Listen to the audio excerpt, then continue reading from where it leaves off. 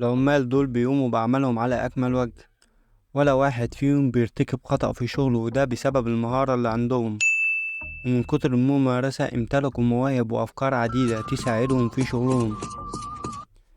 مفيش شك إنك مش هتصدق الحاجات اللي بيعملوها، لكن لما تعرف إن دول أمهر العمال في العالم ممكن تصدقني. طيب ما تيجوا نشوف بعينينا وهتصدق أكتر. تعالوا الأول ناخد حسنتين مع بعض ونصلي على سيدنا محمد عليه أفضل الصلاة والسلام. أهلا بيك في قناة عجائب العالم، ادعمني باشتراك ولايك إكراما منك. والله انت راجل معلم، ده نشل على الحق بالملي. هو شكله كده هبدها وظبطت معاه.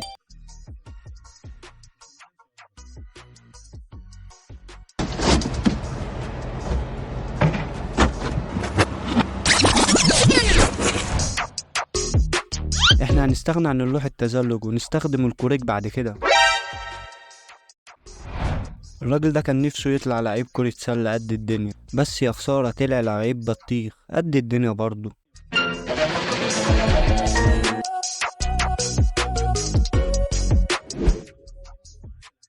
الراجل ده بيصنع الأحذية بطريقة غريبة وسريعة.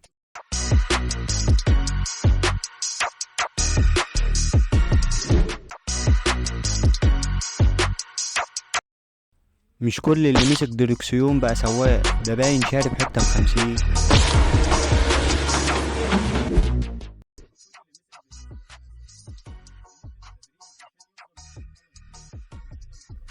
ازاي انضف ارضية اطهر مكان على الارض في 10 ثواني بس؟ الامر بسيط. 10 عمال زي دولت و10 مساحات، وربنا يرزقنا زيارة بيت الله الحرام. المقص مبقاش جايب همه اليومين دول، الليزر المرعب هو ده الحل. بيطلع لك مقاسات متساوية وبيوفر لك وقت ومجهود، لكن لو عطست ولا حاجة ممكن صباعك يوحشك بعدها.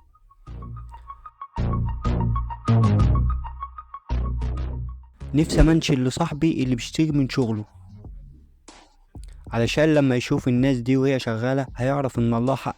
بيشيل اكتر من 15 طوبة فوق دماغه علشان لقمة العيش.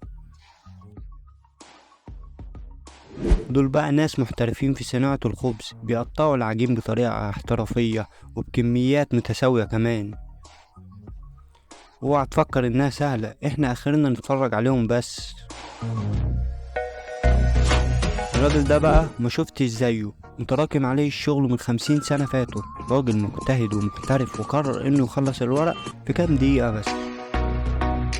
تبان انها شغلانة تعتمد على القوة ومش محتاجة تشغيل دماغ، بالعكس، ده لما بيشغل دماغه بيدقه في اليوم اكتر من 1000 مسمار وبطريقة احترافية.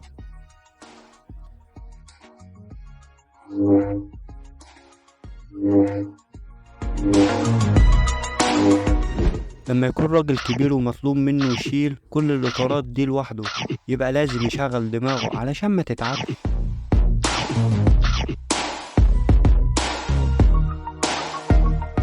وده بقى لما يطلع شغلك مظبوط وبأقل الامكانيات كمان.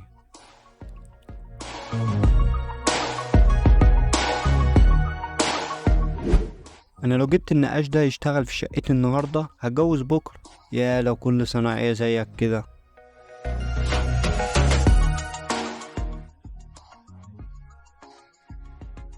الامهات بيطلع عينهم في غسيل السجاد، ودلوقتي بقى الموضوع سهل وبسيط مع شوية بخار ساخن ومكنسة كهرباء هترجع لك بتلمع اكنك شريحة جديدة.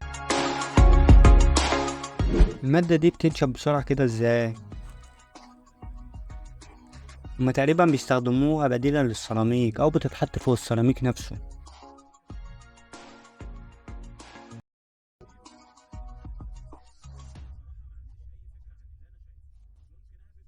بيستخدم النار عشان يقطع بيها الشكاير. انا مستغرب ازاي الشكارة بتتفتح بالسلاسة دي، وازاي اصلا الحبوب اللي فيها ما بتولعش. ازاي بقى البت دي بتشتغل بسرعة كده؟ انا بقلب الشراب بالعافية عشان بس البسه. دي بقى بتعمل 18 شراب في ثانية واحدة، يعني في الدقيقة 112 شراب، في الساعة 6720 شراب. هما دول فعلا اللي اتقال عليهم أمهر العمال في العالم. شوف المهارة دي في نقل الصناديق، بيحملوا مجموعة من الصناديق على العربية بسرعة وبكل سهولة.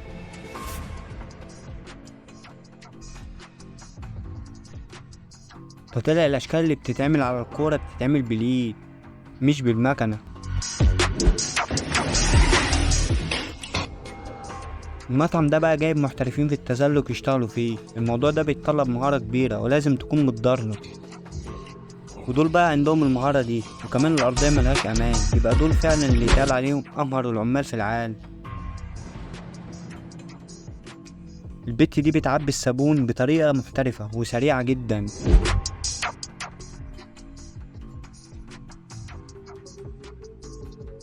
الشجر بيحتاج للقص كل فترة عشان يبقى شكله جميل، فمش أي حد يعرف يقصه بالجمال ده، لازم يكون شخص محترف زي ده.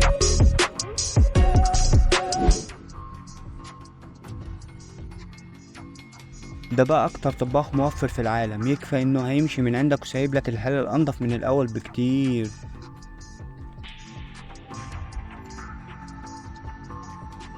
ما تنساش تكتبلي في التعليقات مين هو العامل اللي أبهرك بمهاراته. فضلا وليس أمرا اشترك في القناة وادعملي باللايك، واشوفكوا الفيديو الجاي ان شاء الله.